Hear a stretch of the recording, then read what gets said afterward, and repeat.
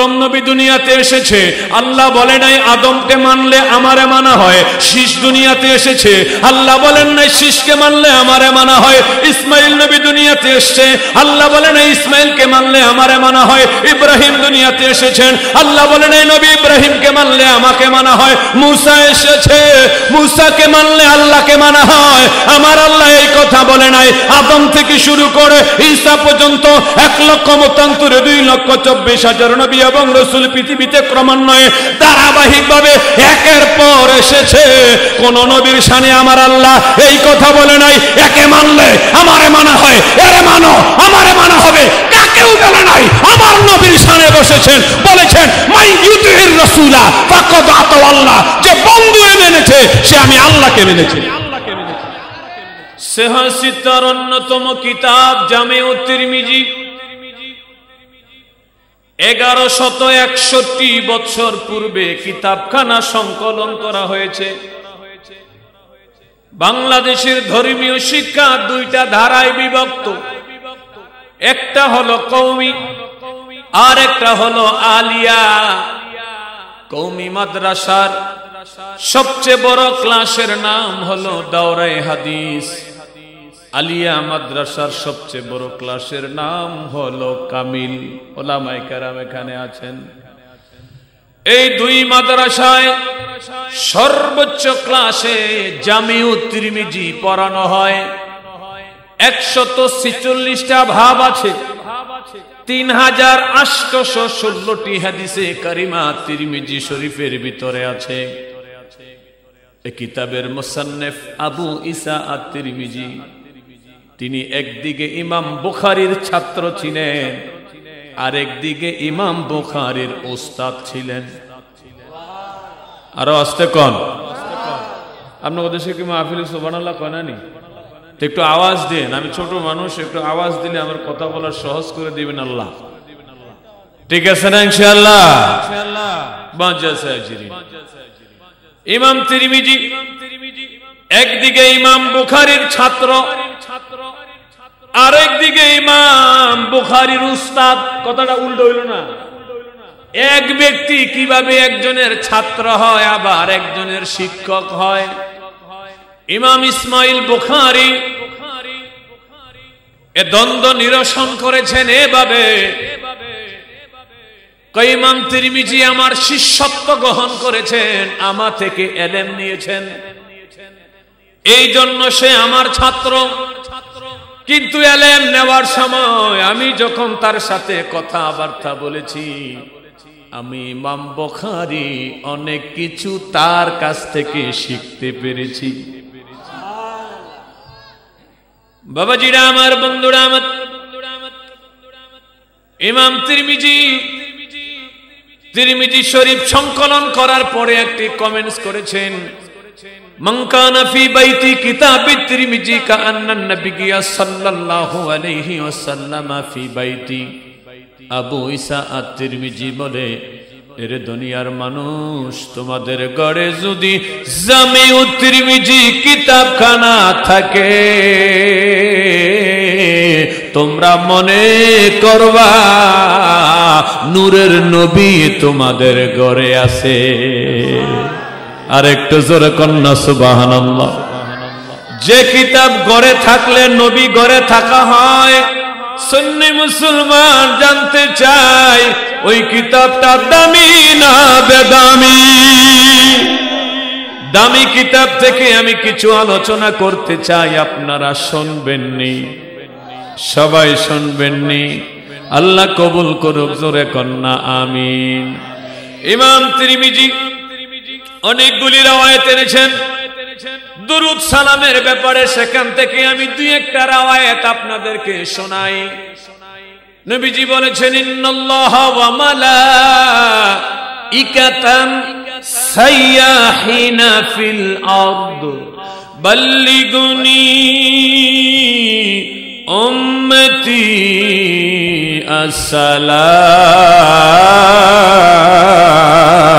আসসালাম।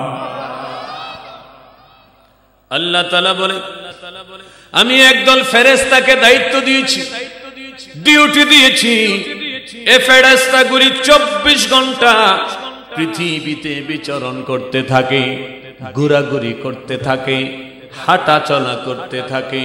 প্রশ্ন হলো 24 ঘন্টা পৃথিবীতে ঘুরে ঘুরে তারা কি করে? আল্লাহ বলেছে ফেরেশতারা রে, ঘুরে ঘুরে যেখানে আমার নবীর আশিকদেরকে পাইবা চতুর্দিকে গোল হইয়া দাঁড়ায়া যাইবা।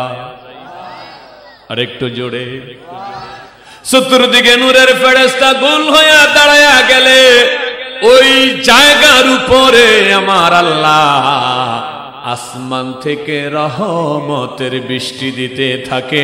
জোরে বলেন না ইয়া রাসূলুল্লাহ। বাবাজিরা আমার, বন্ধুরা আমার, দুনিয়ার বৃষ্টি গায়ে পড়লে ময়লা দূর হয়ে যায়, রহমতের বৃষ্টি গায়ে পড়লে বান্দার গুনাহ মাফ হয়ে যায়।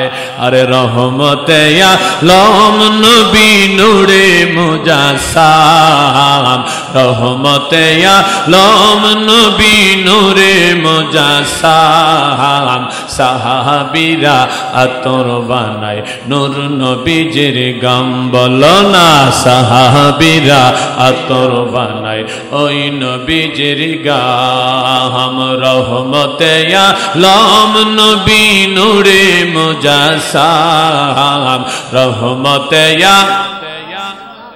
নূরে মুজাসসাম, সাহাবীরা আতর বানায় ওই নবীজির গাম বলো না, সাহাবীরা আতর বানায়। আরে শোনো জানো মানো কেমন আমার নবীজি, যাহার পাগল চন্দ্র সূর্য তারকারাজি। হায় হায় শোনো জানো মানো কেমন আমার নবীজি, যাহার পাগল চন্দ্র সূর্য তারকারাজি। বাজান আরো শোনবানি সুন্দর কাহিনী, আরো শোনবানি সুন্দর কাহিনী। জান্নাতের রোমে রোমে লেখা নবীর নাম, জান্নাতের রোমে রোমে লেখা নবীর নাম। রহমতে আলম নবী নূরে মুজাসসাম, রহমতে নূরে মুজাসসাম, সাহাবীরা আতর বানায় ওই নবীজির গাম বলো না, সাহাবীরা ওই নবীজির গাম। আরে উস্তুনে হান্নানা একটা খেজুর গাছের নাম, যাকে ধরে খুতবা দিতেন রসুলে আকরাম। হায় হায় উস্তুনে হান্নানা একটা খেজুর গাছের নাম, যাকে ধরে খুতবা দিতেন রসুলে আকরাম। গাছটা নবীর বিরহে কাঁদিতে রহে, নবীর বিরহে কাঁদিতে রহে। হতবাগ হইলেন যত সাহাবায়ে কেরাম। রহমতে আলম নবী নূরে মুজাসসাম, রহমতে নূরে মুজাসসাম, সাহাবীরা আতর বানায় ওই নবীজির গাম বলো না, সাহাবীরা আতর বানায় ওই নবী। আরে নবীর কাছে আমাদের এই আরাধনা, দেখব নবী নূরের ছবি কত কল্পনা। হায় হায় নবীর কাছে আমাদের এই আরাধনা, দেখব নবী নূরের ছবি কত কল্পনায়। আমরার বিদায় বেলাতে নবী আসবে দেখিতে, বিদায় বেলা নবী আসবে দেখিতে আমরা সবাই দাঁড়াইয়া জানাবো সালাম আমরা সবাই দাঁড়াইয়া জানাবো সালাম রহমতে আলম নবী নূরে মুজাসসাম রহমতে আলম নবী নূরে মুজাসসাম সাহাবীরা আতর বানায় ওই নবীজির গাম বলো না সাহাবীরা আতর বানায় ওই নবীজির গাম জোরে জোরে কন্যা ইয়া রাসূলুল্লাহ এ বাবাজি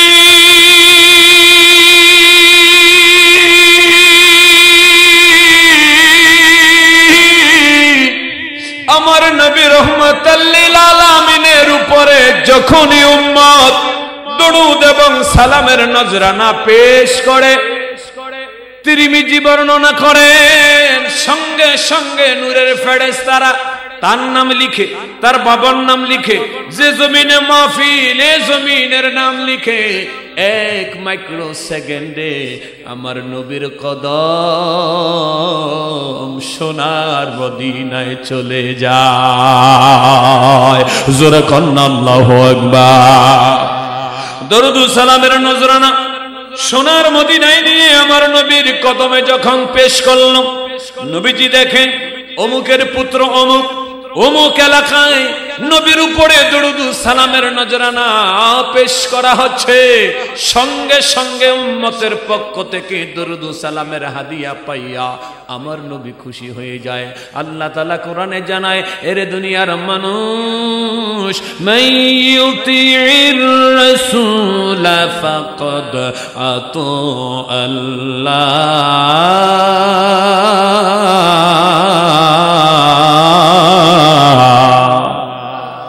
আমার আল্লাহ কয় যে আমার দোস্তের ইত্তেবা করলো সেজন্য আমি আল্লাহর ইত্তেবা করলো যে বন্ধুরে ভালোবাসলো সেজন্য আমি আল্লাহকেই ভালোবাসলো যে বন্ধুকে পাইলো সেজন্য আমি আল্লাহকে পাইলো এই জন্য পঞ্চদশ শতাব্দীর মুজাদ্দিদ রাসূল পাকের 40তম আওলাদ আবিদ শাহ আল মাদানী বলতেন আল্লাহ মানা নবী মানা নয় আল্লাহ মানা নবী মানা নয় নবীকে মানিলেই আমার আল্লাহ মানা হয় আরো জোরে নবীকে মানিলে আল্লাহ মানা হয় মারহাবা জোরে বলেন আরো জোরে বলেন না মারহাবা আদম নবী দুনিয়াতে এসেছে আল্লাহ বলে নাই আদমকে মানলে আমারে মানা হয় শীষ দুনিয়াতে এসেছে আল্লাহ বলেন নাই শীষকে মানলে আমারে মানা হয় ইসমাইল নবী দুনিয়াতে এসেছে আল্লাহ বলে নাই ইসমাইলকে মানলে আমারে মানা হয় ইব্রাহিম দুনিয়াতে এসেছেন আল্লাহ বলে নাই নবী ইব্রাহিমকে মানলে আমাকে মানা হয় মুসা এসেছে মুসাকে মানলে আল্লাহকে মানা হয় আমার আল্লাহ এই কথা বলে নাই আদম থেকে শুরু করে ঈসা পর্যন্ত 1,27,2,24,000 নবী এবং রাসূল পৃথিবীতে ক্রমান্বয়ে ধারাবাহিকভাবে একের পর এসেছে কোন নবীর শানে আমার আল্লাহ এই কথা বলে নাই একে মানলে আমারে মানা হয় এরে মানো আমারে মানা হবে কাকেও বলে নাই আমার নবীর শানে বসেছেন বলেছেন মাই ইউতির রাসূলা ফাকাদ আতা আল্লাহ যে বন্ধু মেনেছে সে আমি আল্লাহকে মেনেছে আল্লাহ ইয়া রাসূল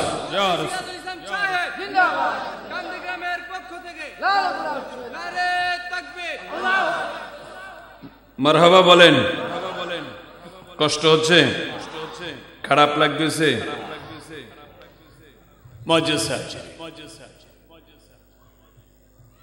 উম্মতের পক্ষ থেকে যখন প্রিয় নবী দরুদ ও সালামের নজরানা পেলেন নবী খুশি না বেজার জোরে বলেন নজরানার আরেক নাম হলো হাদিয়া হাদিয়ার আরেক নাম হলো গিফট গিফটের কথা শুনলে মানুষ খুশি হয় না বেজার হয় কথা কয় না লোকগুলি খুশি না বেজার উম্মতের পক্ষ থেকে রাসূল গিফট পেয়েছে কি দরুদ এবং সালাম দরুদ এবং সালাম নবী খুশি নবী কি খুশি নবী খুশি হলে খুশি হয় কে? আপনারা অনেক মানুষ 3-4 জনে আল্লাহ কইছেন, আল্লাহর সাথে আপনাদের কোনো দুশ্মনী আছে নি? ইদানি কোনো ঝগড়াঝাটি আল্লাহর লাগে হয়েছে নি আপনাদের? তা আল্লাহর নাম নিতে আপনাদের এত বকিলামি কেন? এই জবানের মালিক কে? না না, আওয়াজ আইছে না তো, এদিকটা তো আওয়াজ করে না। আপনাদের দেশে যারা কথা বলতে পারে না এদেরকে কি বলে? জোরে কর। এনে বোবা আছেন কে কে? হাত তোলেন তো দেখি। বোবা নাই? মাশাআল্লাহ, ভালো লাগলো। এই জবানটা ভালো আছে, কথা বলতে পারেন এমন কারা কারা আছেন একটু হাত তোলেন। ওমা ব্যক্তিদের হাত তুলছে। জবানটা ভালো থাকলে একটু আওয়াজ দেন তো, দিয়ে আস্তে করে আওয়াজটা দিয়ে নারে তাকবীর। চিন্তাটা করছেন এত বড় ভলিউম লয়ে বড়িছি, তোমাকে মাইকের চাইতে তোমাকে ভলিউম 1000 গুণ বালা।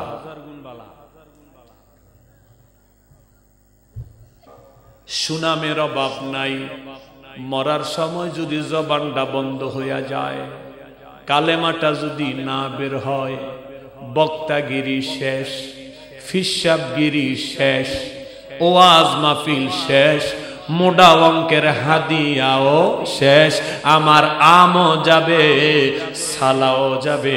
বাংলায় একটা কথার সাথে আমরা সবাই পরিচিত, শেষ ভালো যার সব ভালো তার। কালেমা যদি পড়ে পৃথিবী থেকে বিদায় হতে পারি, আমাদের শেষটা ভালো হবে। শেষটা ভালো হলে সব কিছু ভালো হবে। কালেমা যদি মরার সময় না নিতে পারি, আমার শেষটা ভালো হলো না। শেষ ভালো না হলে কিছুই ভালো হলো না। এবার ইমানি আওয়াজ দিয়া আপনারা বলবেন, আমরা আমাদের শেষ ভালো করতে চাই কি চাই না? এমন কোন বিষয় নাই যে বিষয় নিয়ে কোনো ঝগড়াঝাটি নাই। আল্লাহ নিয়ে ঝগড়া আসেনি? কথা কয় না, কথা কয় না, কথা কয় না। আরে হা না একটা তো আপনারা কইবেন মিয়া। আমি বলতে চাই আল্লাহ নিয়ে ঝগড়া আছে, নবী নিয়ে ঝগড়া আছে, ধর্ম নিয়ে ঝগড়া আছে, মাযহাব নিয়ে ঝগড়া আছে, গদি নিয়ে ঝগড়া আছে, মিলাদ কিয়াম নিয়ে ঝগড়া আছে, জায়গা সম্পত্তি নিয়ে ঝগড়া আছে, জামাই বউয়ে ঝগড়া আছে, বাপে ফুতে ঝগড়া আছে, মায়ে জিয়ে ঝগড়া আছে।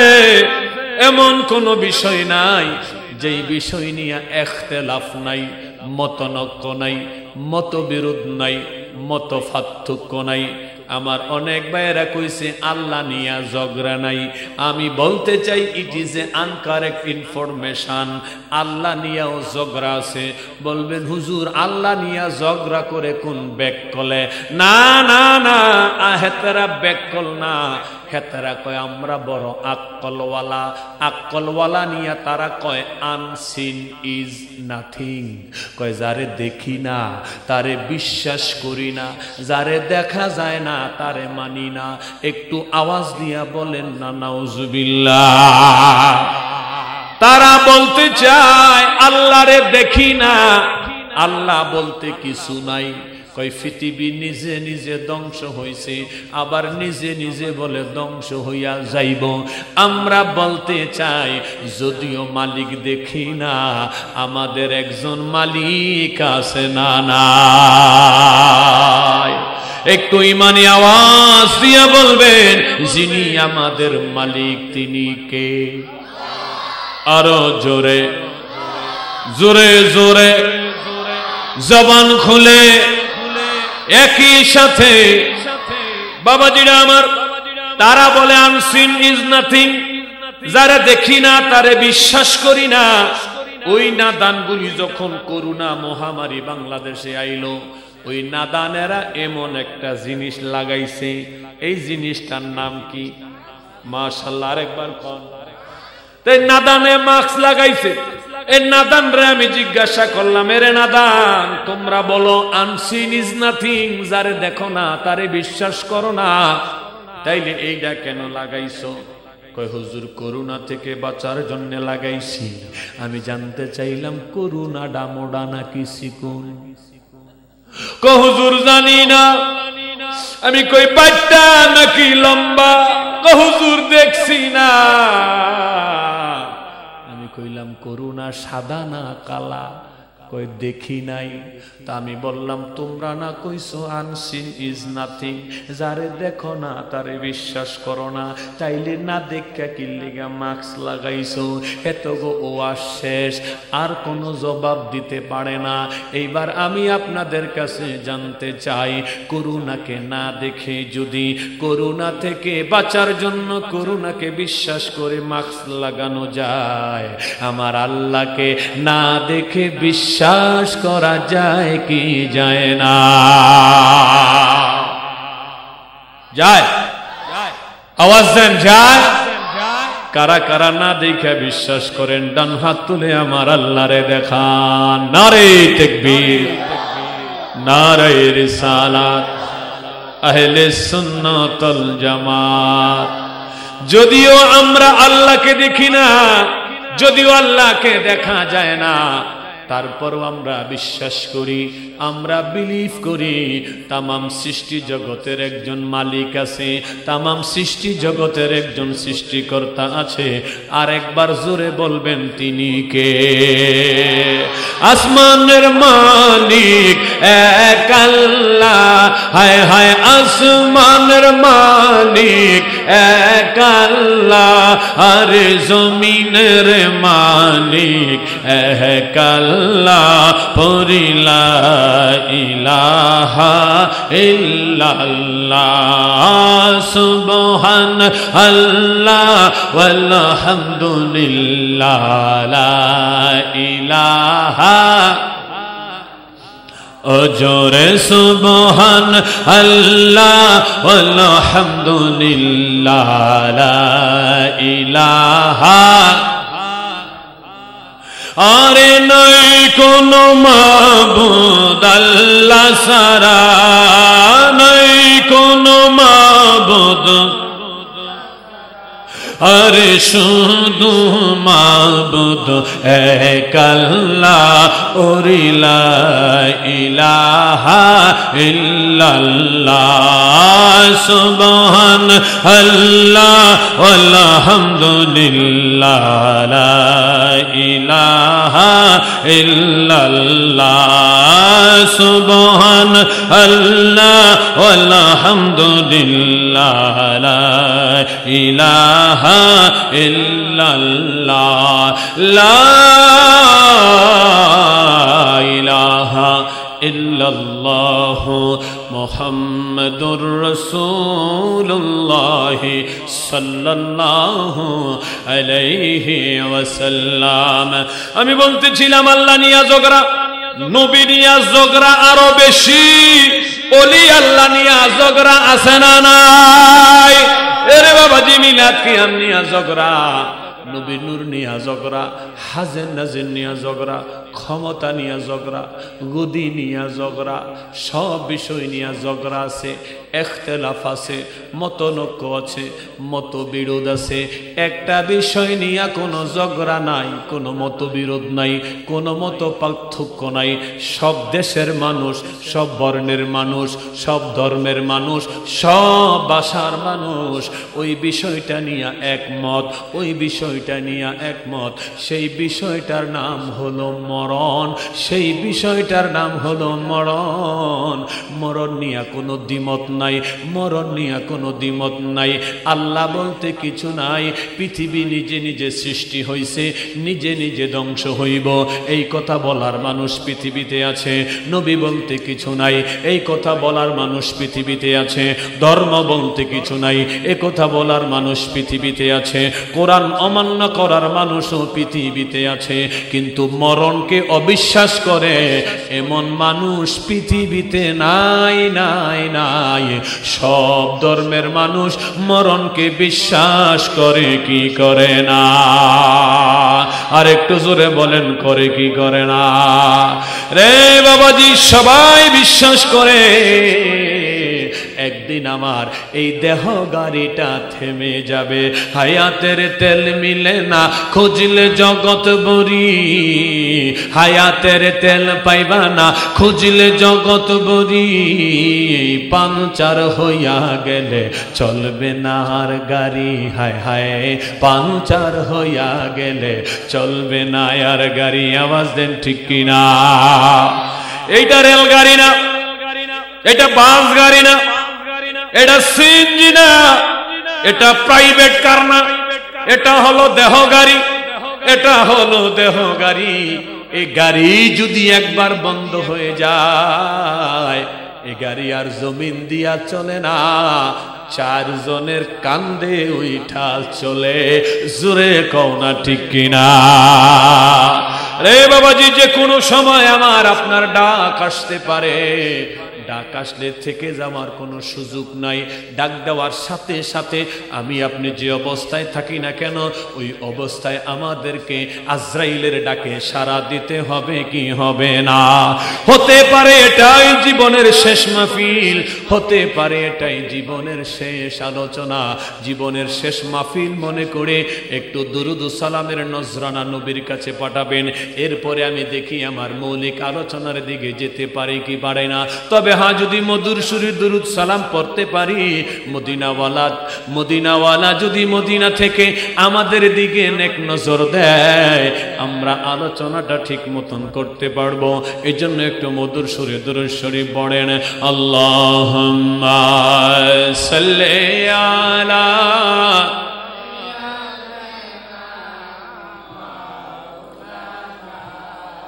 মুহাম্মাদ ওয়া আলা আলি সাইয়্যিদিনা।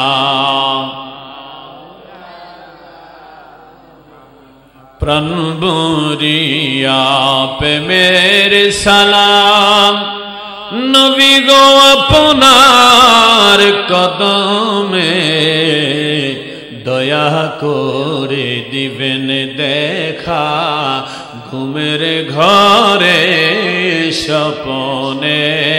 আল্লাহুম্মা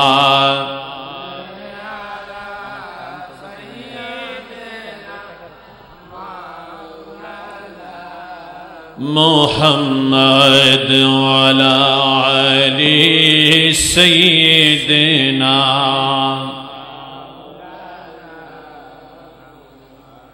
রে বাবাজি, আবারও আমাকে ওলি আল্লাহর দিকে যেতে বলা হয়েছে। অর্ধেক রাস্তায় গিয়া রাস্তা আউলায়া আবার পিছনে আসছি, আবার একটু চেষ্টা করি যাওয়ার জন্য। বাংলাদেশ, ভারত, পাকিস্তান, শ্রীলঙ্কা, কয় দেশ? আল্লাহ, আমি আমার মাহফিলের লাইফে এত ড্যাম শ্রোতা কোথাও দেখিনি। মানুষের কিন্তু অভাব নেই, কিন্তু মানুষ একটা কথা কয় না। একটু আওয়াজ দেওয়া লাগে বাজান, ওয়াজ শুনতে হলে, ঠিক কিনা? কেউ যদি আপনার জিজ্ঞাসা বাজান আপনার নাম কি, আপনি কি জানি কইবেন? চুপ থাকবেন। চুপ থাকলে যিনি প্রশ্ন করছে, হ্যাঁ আবার কইব, ও বাজান আপনার নাম কি? আপনি আবার যদি চুপ থাকেন তো এই বেটা মনে করবো আপনি দেন্দা, কানে হনেন না, জোরে খুঁজি গাইব, ও ভাই আপনার নাম কি? যদি প্রথমবারে আপনার নাম বলে ফেলেন, তাহলে বলো বাজান কেমন আছেন, দ্বিতীয় কথায় চলে গেল। সেই জন্য আলোচকদের আলোচনা শুনতে হলে মাঝে মাঝে একটু আওয়াজ দেওয়া লাগে, তাইলে আলোচনাটা করতে সুবিধা। আলহামদুলিল্লাহ জোরে বলেন বাজান, জোরে বলেন আলহামদুলিল্লাহ। বাংলাদেশ, ভারত, পাকিস্তান, শ্রীলঙ্কা, এই চারটা দেশে মুসলমানের সংখ্যা প্রায় 90 কোটি। মারহাবা কয় না? কয় কোটি? দুর্ভাগ্যজনক হলো সত্য, এই 4টা দেশের জন্য আল্লাহ একটা নবী বরাদ্দ দেয় নাই, একজন নবী আসেন। তাইলে প্রশ্ন জাগে, গোটা জাজিরাতুল আরবে খালি নবী নবী নবী নবী, কিন্তু আমাদের এই দেশে নবী নাই। তাহলে আমরা কেমনে মুসলমান পেলাম? আমাদের গলায় কালেমার মালা কারা পড়াইলো? এর সহজ উত্তর হচ্ছে আমাদের গলায় কালেমার মালা যারা পরিয়েছেন তারা হচ্ছে ওলি আল্লাহ। জোরে জোরে তারা কি? তারা কি? ওলি আল্লাহর নাম শুনলে অনেকে নাক ছিটকায়, চেহারা কালো হয়ে যায়, আছে না নাই? ওলি আল্লাহর কাছে কেন যাবে না? এই উত্তর আল্লাহ তাআলা কোরআন শরীফে দিয়েছেন। আমি কি উত্তরটা আপনাদেরকে বলবো? কোরআন থেকে বলবো? বলেন ইনশাআল্লাহ। ইনশাআল্লাহ। আল্লাহ তাআলা কোরআনে বলেন, ইন্না রাহমাতাল্লাহি করিবুম মিনাল মুহসিনিন।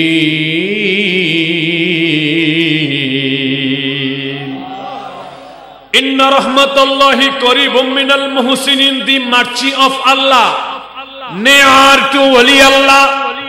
আল্লাহ কয় আমার মুহসিনিন বান্দাদের কাছে যাও, আমার মুহসিনিন বান্দাদের কাছে যাও, আমার ওলি আল্লাহর কাছে যাও।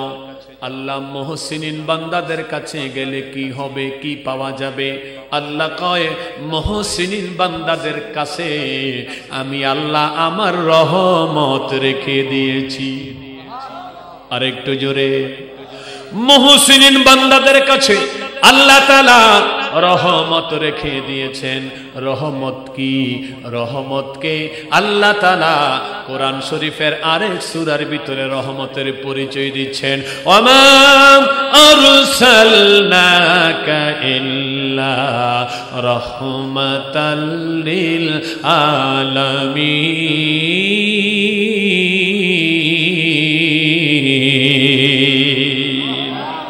وَمَا أَرْسَلْنَاكَ إِلَّا رَحْمَةً لِلْعَالَمِينَ, sent to not but blessings for the whole universe. আল্লাহ কয় আমি আমার নবীকে রহমত করে দুনিয়ার জমিনে প্রেরণ করেছি। ওই আয়াতে আল্লাহ কয় ইন্না রাহমাতাল্লাহি করিবুম মিনাল মুহসিনিন, মুহসিনিন বান্দাদের কাছে রহমত আছে। এই আয়াতে আল্লাহ কয় ওমা আরসালনাকা ইল্লা রাহমাতাল লিল আলামিন, রহমত হলো আমার নবী। তাইলে মুহসিনিন বান্দাদের কাছে রহমত নামক নবী আছে। মুহসিনিন বান্দাদের কাছে গেলে, কামেল মুর্শিদের কাছে গেলে নবীর বাড়ির ঘেরান পাওয়া যায়। আওয়াজ দিয়া কোন ঠিক কিনা? এইটা আল্লাহ তাআলা কোরআনে এভাবে বলেছেন, আতিউল্লাহ ওয়া আতিউর রাসূল ওয়া উলিল আমরি মিনকুম।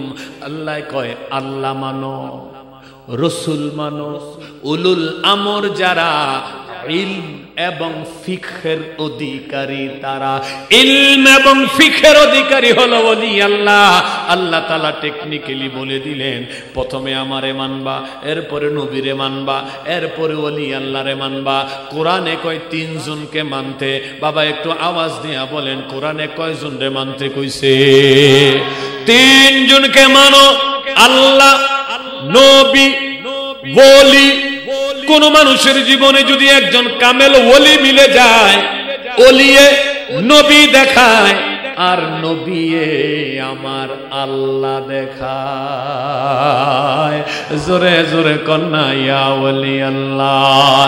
ওলি আল্লাহর বাংলাদেশ, এই গাউস কুতুবের বাংলাদেশ। ওলি আল্লাহর বাংলাদেশ, এই গাউস কুতুবের বাংলাদেশ। রহম করো আল্লাহ, রহম করো, রহম করো আল্লাহ, রহম করো আল্লাহ। ওলি আল্লাহর বাংলাদেশ, এই গাউস কুতুবের বাংলাদেশ। ওলি আল্লাহর বাংলাদেশ, এই গাউস কুতুবের বাংলাদেশ। বাঁচাও মোদের আল্লাহ, বাঁচাও। শাহজালালের বাংলাদেশ, শাহপরানের বাংলাদেশ। হায় হায় শাহজালালের বাংলাদেশ, শাহফরানের বাংলাদেশ, তাদের ওয়াস্তে তাদের রাহে, তাদের ওয়াস্তে তাদের রাহে কবুল করো আল্লাহ, কবুল করো আল্লাহ। ওলি আল্লাহর বাংলাদেশ, এই গৌস কুতুবের বাংলাদেশ, ওলি আল্লাহর বাংলাদেশ, এই গৌস কুতুবের বাংলাদেশ। রহম করো আল্লাহ, রহম রহম করো আল্লাহ, রহম করো আল্লাহ। জোরে জোরে বলিয়া বলি আল্লাহ। এ আমার বাজানেরা, একটু বলো না কোরআন শরীফে বলি আল্লাহর কথা আছে না? না বাবাজি,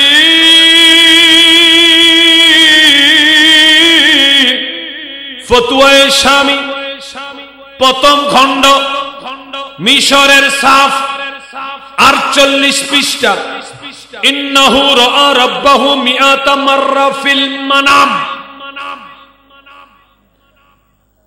আমাদের মাযহাবের ইমাম, ইমামে আযম আবু হানিফা, মারহাবা জোরে কোন, ইনি এমন এক ব্যক্তি ছিলেন, এমন এক মনীষী ছিলেন, যিনি 100 বার স্বপ্ন যুগে আমার আল্লাহকে দেখেছেন। আরেকটু বড় করে বলেন, কাকে দেখছেন? আরেকবার, কয়বার? 100। কয়বার? কয়বার? আপনারা দেখছেন কয়বার? ও বাজান কোন কোন, আপনারা কয়বার? আমরা কয়বার? একবারও না, ঠিক কিনা? এবার একটু বুঝা কইেন, যিনি 100 বার আমার আল্লাহকে স্বপ্ন যুগে দেখেছেন, এই লোকটা কি আমাদের মতন? বাবারা, লোকটা কি আমাদের মতন? এই লোকটার দাম কম না বেশি? আরেকবার বলেন বাবাজিরা আমার, উনি ওনার জীবনে 57 বার হজ এবং উমরা করছেন। কয়বার? 57 বার। উনি যখন খানায় কাবার কাছে যেতেন, ওনাকে এক নজর দেখার সাথে সাথে কাবা শরীফের খাদেম ওনার জন্য কাবা ঘরের দরওয়াজা খুলে দিতেন। আরেকবার বলেন, উনি কাবা ঘরের ভিতরে প্রবেশ করতেন, প্রবেশ করে তিনি 2 রাকাত নামাজের নিয়ত করতেন। আল্লাহু আকবার। নামাজের নিয়ত করা ডাইন পাওটা জমিনে রাইখা বাম পাওটা উপরে উঠাইতেন, এক পায়ে দাঁড়ায় কোরআন শরীফ পড়া শুরু করতেন। পড়তে পড়তে পড়তে পড়তে পড়তে পড়তে পড়তে পড়তে পড়তে পড়তে 15 পারা কোরআন তেলাওয়াত করার পরে তিনি রুকুতে যেতেন। রুকু থেকে দাঁড়াতেন, সেজদা করতেন, সেজদা করে যখন আবার দ্বিতীয় রাকাতে দাঁড়াতেন, এবার বাম পাও জমিনে রেখে ডান পাও তুলতেন। এক পায়ে দাঁড়ায়া বাকি যে 15 পারা কোরআন আছে, এই বাকি 15 পারা কোরআন তিনি তেলাওয়াত করতে শুরু করতেন। করতে করতে করতে করতে করতে করতে মিনাল জিন্নাতি ওয়ান নাস যখন চলে আসতো, তখন তিনি রুকুতে যেতেন। অর্থাৎ 2 রাকাত নামাজে তিনি 30 পারা কোরআন খতম করতেন। আর ওই নামাজটা কোথায়? আরে কথা কন না, কাবা শরীফের ভিতরে 2 রাকাত নামাজে কোরআন শরীফ একবার খতম করতেন। লোকটা হস না ডাট? আব্বারা কথা কন, লোকটা হস না ডাট? আল্লাহু আকবার, আল্লাহু আকবার। তিনি আমাদের মাযহাবের ইমাম, তার নাম ইমাম আযম আবু হানিফা। দুঃখ রাখার জায়গা নাই, ব্রাহ্মণবাড়িয়ার মানুষ এমন ব্যক্তিকে আমাদের দেশের কিছু মোল্লা মৌলবী গালিগালাজ করে। নাউজুবিল্লাহ কইতেন না আপনারা?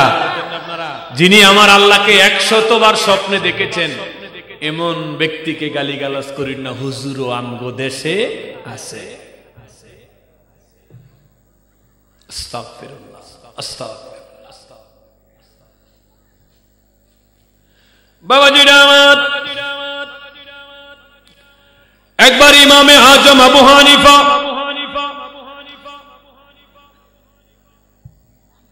হজের মৌসুমে মক্কাতুল মুকাররমা থেকে হজ শেষ করে এবার তিনি মদিনা মুনাওয়ারা গেলেন। মদিনা মুনাওয়ারা গিয়া তিনি আসরের নামাজ জামাতের সাথে আদায় করলেন নবীর মসজিদে। ওই সময় মসজিদে নববীর ইমাম ছিল ইমাম মালিক রহমাতুল্লাহ আলাইহি। সুবহানাল্লাহ পড়েন। ইমাম মালিক রহমাতুল্লাহ আলাইহি যিনি মালিকি মাযহাবের প্রবর্তক। মদিনা শরীফে যারা গিয়েছেন তারা দেখেছেন একদল আছে আল্লাহু আকবার বলে বুকের উপরে বাঁধে। কই বাঁধে? বুকের উপরে। এরা শাফি মাযহাব। আবার আমগো দেশে একদল আছে এমনে বাঁধে। এটা না কলম, এটা না। কাবার ইমাম এনে বাঁধে, আমরা নাবির নিচে বাঁধি। কাবার ইমাম নাবির উপরে, বুকের নিচে মাঝামাঝি জায়গায় বাঁধে কাবার ইমাম। আর আরেকটা আমগো দেশে সেগায়া খারায় আসেনি, আসেনি আপনাদের সব কম। মাশাআল্লাহ, তাইলে আমগরে কিছু খাওয়াইলেন, দোয়া করে যায় যে ভাইরাস আমগো দেশও কম আইছে।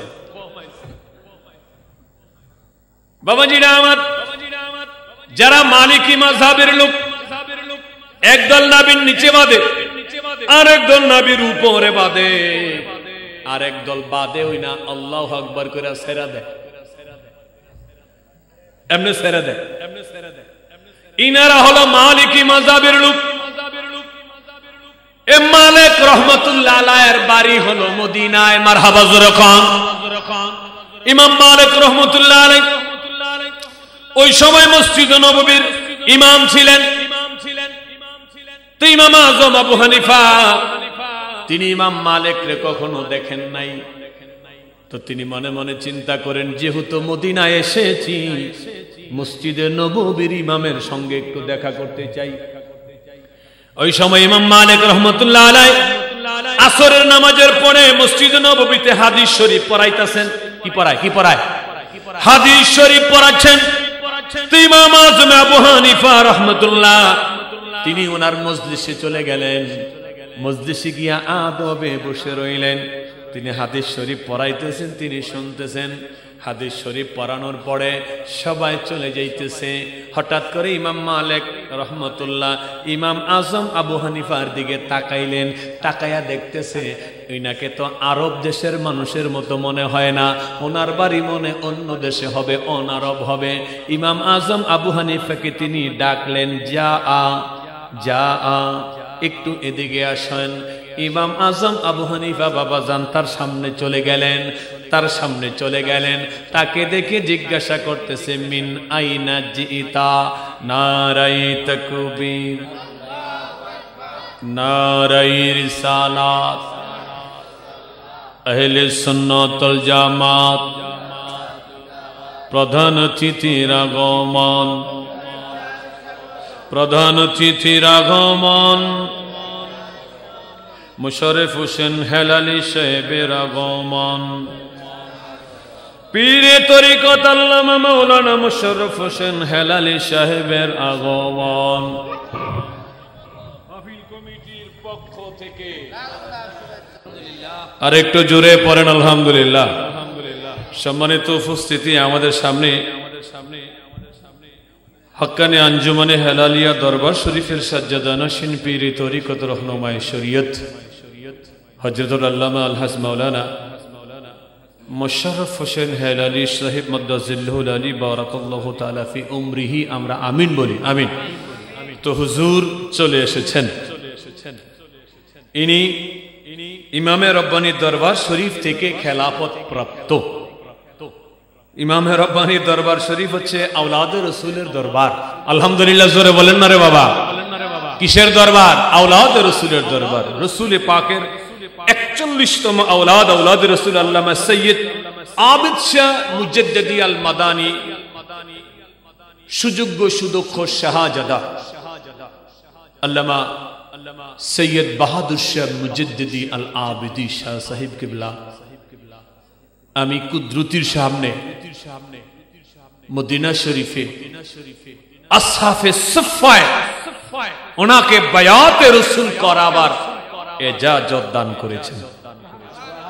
আলহামদুলিল্লাহ বলবেন না আপনারা? আর একটু জোরে বলেন আলহামদুলিল্লাহ। বায়াতে রাসূল সাল্লাল্লাহু আলাইহি বাবাজিরা, যে বায়াতের কথা সরাসরি আল্লাহর কালাম 26 পাড়ার ভিতরে রয়েছে। তো আমি হুজুরকে দাদা ডাকি, উনি আমার পরম দাদা। দাদা চলে আসছে, দাদাকে বসিয়ে রেখে কথা বলাটা এটা আমি আদবের খেলাপ মনে করছি। আমাকে 11টা পর্যন্ত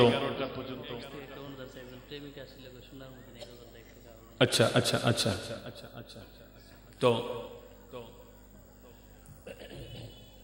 আমার 10 মিনিট সময় বাকি আছে। কয়েকটা অনুরোধ আছে, একটা গজলের এবং একটা মুর্শিদের। আমার বিষয় ছিল শানে আউলিয়া, তা আমি এদিকে যাইতে চেষ্টা করেছিলাম। শেষ কথাটা বলে দিই, ইমাম আজম আবু হানিফাকে ডাকলেন, ইমাম মালিক এদিকে আসো। তো কাছাকাছি আসলেন, দেখে মনে হচ্ছে তুমি অনারবি, মিন আইনা জিতা, বাড়ি কই, কোথা থেকে এসেছো, কি নাম তোমার? জিতু মিনাল কুফা, আমি কুফা থেকে এসেছি, কুফায় আমার বাড়ি।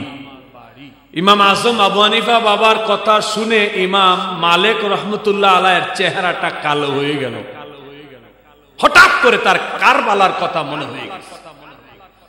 কুফাবাসী ইমাম হুসাইনের সাথে গাদ্দারি করেছেন, তাকে দাওয়াত দিয়ে নিয়ে নির্মমভাবে তাকে শহীদ করেছেন ক্ষুধার্ত তৃষ্ণার্ত অবস্থায়। ইমাম মালিক আহলে বায়াতের মস্ত বড় প্রেমিক ছিলেন। যখন শুনছে ওনার বাড়ি কুফা, রক্ত গরম হয়ে গেছে। ইমাম মালিক কয় আল কুফি লা ইউফি, কয় কুফার মানুষ তো গাদ্দার। এটা কারে কইতেছে? ইমাম আজম আবু হানিফাকে বলতেছে কুফার মানুষ কি গাদ্দার। ওকে ফাইন, কিন্তু কুফার মানুষ সবাই তো গাদ্দার না। ইমামে আজম আবু হানিফাকে তো, আবু হানিফা তো আওলাদুর রাসূলকে ভালোবাসেন। তো এই কথায় তিনি খুব কষ্ট পেয়েছেন। কষ্ট পেয়ে তিনি কোরআন থেকে একটা দলিল দিয়ে বললেন, আহলাল মদিনাতি ফারাদু আলান নিফাক। আয়াতটা এরকম হবে, একটু ভুল হতে পারে। তো ইমাম আজম আবু হানিফা কোরআনের উদ্ধৃতি দিয়ে বলতেছে যে আপনি বললেন আল কুফি লা ইউফি, কুফার মানুষ গাদ্দার। তো আল্লাহ তাআলা কোরআনে বলেছেন মদিনা শরীফেও কিছু মানুষ আছে তারা মুনাফিক। এইটা বলার সাথে সাথে ইমাম মালিক বোয়া থেকে খাড়ায় গেছে।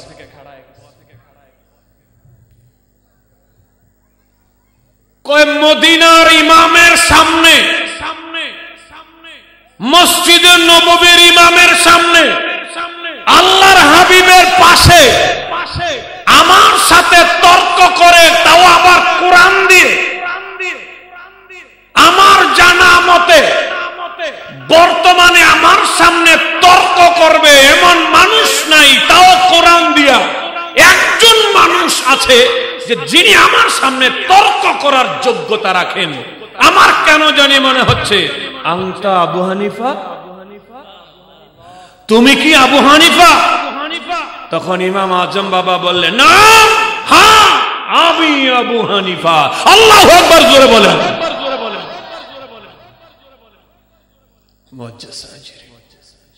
আমরা সে মাযহাবের অনুসারী।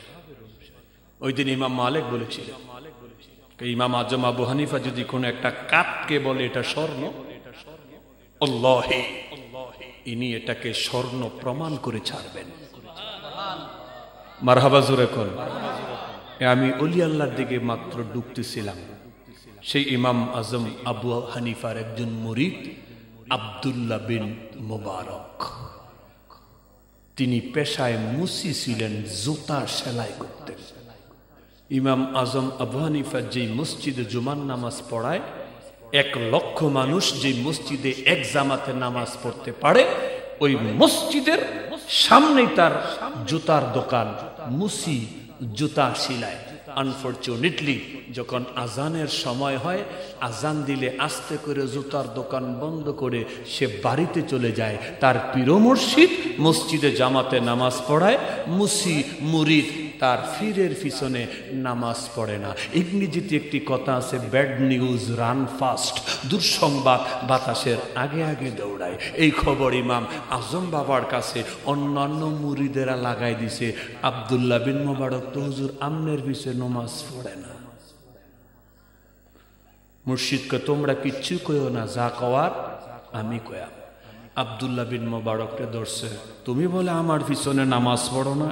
আজকে ফিরের লগে মুরিদ ঘন ঘন মিশা কথা কয়, এরুম না মুরিদ আছে না নাই? আহা, কথা কয় না, আছে না নাই? মুর্শিদের লগে মিথ্যা কথা কইলে ফায়েজিয়াতের লাইন সাথে সাথে কাটা, কিচ্ছু পাইতো না, কিচ্ছু পাবে না। আব্দুল্লাহ বিন মোবারক বলতেছে, হুজুর আপনি যাহা শুনেছেন সত্যই শুনেছেন, আমি আমনের পিছনে নামাজ পড়ি না। তাহলে একটা কারণ আছে না? আরবিতে একটি কথা আছে, ফিলুল হাকিমি লা ইয়াখলিকু আনিল হিকমা। প্রত্যেকটি কথা কাজের পিছনে উদ্দেশ্য থাকে, কারণ থাকে। আমার পিছে যে তুমি নামাজ পড়ো না, কারণটা কি? চুপ করে দাঁড়ায় রয়েছে, হুজুর অভয় দিলে বলতে পারি। কই তোমার অভয় দেওয়া হলো, তুমি কারণ দশাও কেন আমার পিছনে নামাজ পড়ো না। হুজুর যেই মসজিদে আপনার নামাজ পড়ান, এই মসজিদের যেই মেহরাবটা, এই মেহরাবটা সোজা কাবার দিকে নাই, এই মেহরাবটা বাঁকা আরেক দিকে। আরো আস্তে কন্যা সুবহানাল্লাহ। মিয়া মুরিদ গো মাথা গরম হয়ে গেছে, মুসি কি বাবাজি? আব্দুল্লাহ বিন মোবারক কে হুজুর যে মসজিদে আপনি নামাজ পড়ান, এই মসজিদটা সোজা কাবার দিকে নাই, সোজা কাবার দিকে নাই, কিবলার দিকে মুখ করে নামাজ পড়া হলো ফরজ। কিবলার দিকে মুখ করে নামাজ পড়া হলো ফরজ। আব্দুল্লাহ বিন মোবারক যখন এই তথ্য দিলেন, ইমাম আজম আবু হানিফা চুপ হইয়া গেলেন। এবার জানতে চাই, মুরিদ রে, তুমি যে দাবি করলা আমার এই বিশাল মসজিদের মেহরাব বরাবর কাবার দিকে নাই, আরেক দিকে তেরা, তুমি এইটার প্রমাণ দিতে পারবানি? এবার মুরিদ কয়, মুর্শিদ অভয় দিলে আমি প্রমাণ দিতে রাজি। জোরে জোরে বলেন না সুবহানাল্লাহ। কই যাও যাও যাও, আমি তোমারে অভয় দিলাম। কই আগামীকাল শুক্রবার জুমার নামাজের পরে আমি প্রমাণ দিব। চতুর্দিকে হই হুল্লোড় পড়ে গেল, আলোচনা শুরু হলো, সমালোচনা শুরু হলো। মুসি দাবি করছে মসজিদের মেহরাব বলে কাবার দিকে নাই, আরেক দিকে বেকা হইয়া রইছে, এর লেগা বলে হেতে নামাজ পড়ে না। শুক্রবার জুমার নামাজ যখন শেষ হইয়া গেল, হাজার হাজার মানুষ জমা হইয়া গেল। আব্দুল্লাহ বিন মোবারক মুর্শিদের সামনে দাঁড়ায় আছে, আদবের সাথে দাঁড়ায় আছে। ইমাম আজম আবু হানিফা বলে, আব্দুল্লাহ বিন মোবারক তুমি তোমার কথার দলিল দাও, তুমি তোমার দাবির প্রমাণ দাও। এই কথা বলে আব্দুল্লাহ বিন মোবারক দুই কানা হাত এইভাবে তুলিয়া তার মুর্শিদরে ডাকে, তার মুর্শিদরে ডাকে, ও মুর্শিদ, সুরতা আইনি, সুরতা আইনি, আপনি আমার বগলের দিকে তাকান, আপনি আমার বগলের দিকে তাকান। ইমামে আজম আবু হানিফা মুরিদের বগলের দিকে তাকায়া দেখে খানায়ে কাবা দেখা যায়। আল্লাহু আকবার বলো, আল্লাহু আকবার। খানায়ে কাবা দেখা যায়। ও মুর্শিদ এবার একটু মিলায়া দেখেন না, কাবা বরাবর মেহরাবটা আসেনি। ইমামে আজম তাকায়া দেখে, কম্পিয়ার কইরা দেখে, কাবা বরাবর মেহরাব নাই, একটু বাঁকা দেখা যায়। আল্লাহু আকবার বলেন, আল্লাহু আকবার বলেন। রে বাবাজি, মুর্শিদ চুপ হয়ে গেলেন, চুপ হয়ে গেলেন। এবার বলতেছে আব্দুল্লাহ বিন মুবারক রে, যে বগলের তলে কাবা দেখাইতে পারে সে বাঁকা মসজিদ সোজাও করতে পারে। এবার মুরিদকে হুজুর আপনি যথার্থই বলেছেন, যথার্থই বলেছেন, আপনি অনুমতি দিলে আমি বাঁকা মসজিদ সোজা করে দিব। আমরা ছোটকালে একটা কথা শুনেছি, উপরে ফিটফাট ভিতরে সদরঘাট, এইটা হইলাম আমরা। উপরে সদরঘাট ভিতরে হইল ফিটফাট, এইটা হইল আল্লাহর ওলি। ওলি আল্লাহ দরকার আছে না নাই? আর কি পাগল বানাইলার মুর্শিদ, কি পাগল বানাইলার মুর্শিদ, কাইরা নীলা কুল মান তোরে না দে না রে পরাণ। ও গো আমরার মুর্শিদ চান তোরে না দে না রে পরাণ। আরে যে আগুন মোর অন্তরে জ্বলে, সেই আগুন কি ঠান্ডা হবে তোমার দিদার না পেলে? আর তোমার পায়ে জায়গা পাইলে, তোমার গা পাইলে হয়তো জালার অবসান তোরে না দেখিলে বা সে না রে পরাণ। ও গো আমরার মুর্শিদ চান তোরে না দে না রে পরাণ। বাজান তোমার জন্যে ছাড়লাম আমি গো সকল ব্যথা ভুলে যাব যদি করো গো আদর। মুর্শিদ তোমার প্রেমে ছাড়লাম আমি গো সকল ব্যথা ভুলে যাব যদি করো গো আদর। আমার বুকটা রে বানায়া চাদর, বুকটা রে বানায়া চাদর, জড়াবো চরণ দুই খানে তোড়ে না দে না রে পরাণ। ও গো আমরার মুর্শিদ চান তোড়ে না দে সে না রে পরাণ। আর কি পাগল বানাইলার মুর্শিদ, কি পাগল আর কায়রা নীলা কুল মান তোড়ে না দে না রে পরাণ। ও গো আমরার মুর্শিদ চান তোরে না দে খিলে বাছে না রে পরাণ। সকলে বলেন আলহামদুলিল্লাহ।